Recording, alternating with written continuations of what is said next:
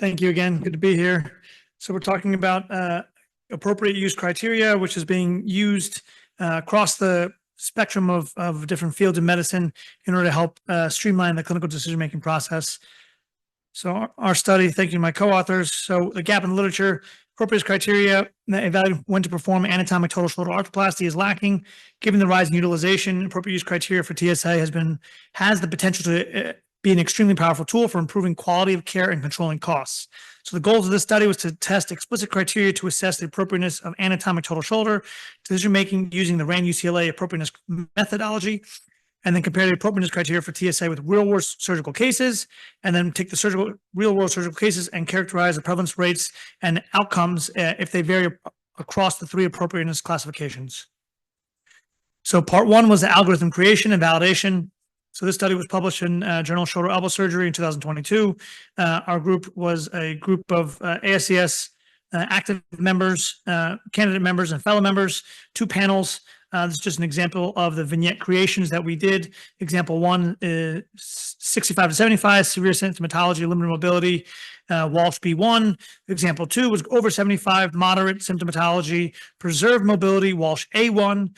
And then example 3 was over 75, slight symptomatology, limited mobility, et cetera, et cetera. So you can see that. And here's kind of what we put into the panel ratings and how we determine inappropriate, inconclusive, and appropriate.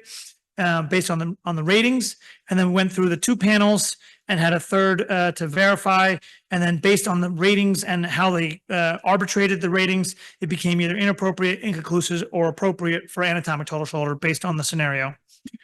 So just going through kind of quickly the scenarios, we grouped them based on symptomatology. So if there were slight symptomatology, it came down to preserved versus limited mobility. And then it was appropriate was inconclusive for less 65 or the middle ages, and then inappropriate for over 75. And then moderate symptomatology, you can see that the green is appropriate, yellow is inconclusive, and red is inappropriate. And then the severe symptomatology is where you kind of get more greens across the board, where it was more appropriate. So the part 1 takeaways is using this methodology, ASES members, American Shoulder Elbow Society members were developed a decision-making tree to determine appropriateness for total shoulder arthroplasty in a range of pertinent indications. And the decision tree can be used in the physician toolbox. And the high proportion of scenarios and indications were classified as inconclusive by both panel 1 and panel 2 based on the current controversies going along with anatomic versus reverse shoulder arthroplasty. So part 2 was then inputting this algorithm into real-world clinical surgical outcomes. This was also published in JSCS. So looking at descriptive statistics and analysis. So total patients, we had 774 patients. Appropriate was 181. Inclusive was a large majority, was 451, and inappropriate was 138. Again, these are all performed anatomic total shoulders from a large surgical database. And 138 of them were deemed inappropriate.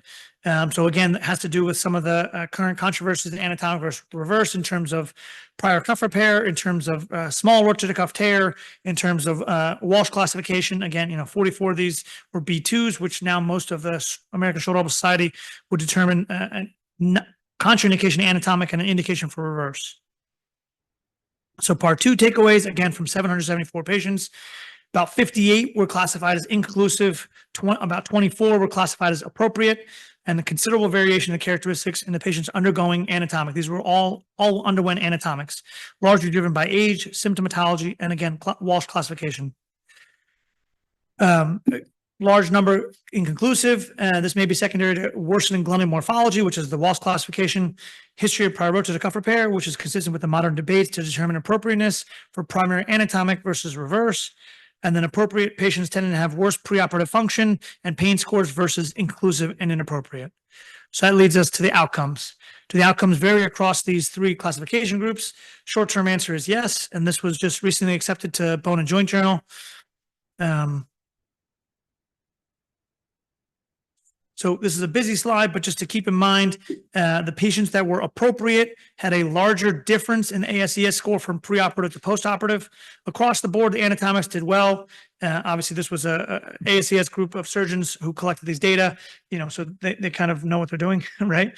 So all the patients improved in terms of pre-op to post-op scores, but if you look at the appropriate patients that were deemed appropriate, they had a higher delta in terms of gain of ASES score of 50 versus everyone else, which was lower.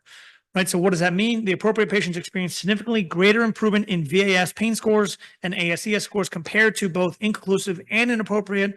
And the large takeaway here is the appropriate group had significantly greater proportion of patients who achieved both MCID, minimally clinically important difference, and SCB, substantially clinically important difference. For those of you who don't know, MCID is 1 standard deviation above improved, and SCB is 2 standard deviations. So, we always strive for excellence as surgeons, right?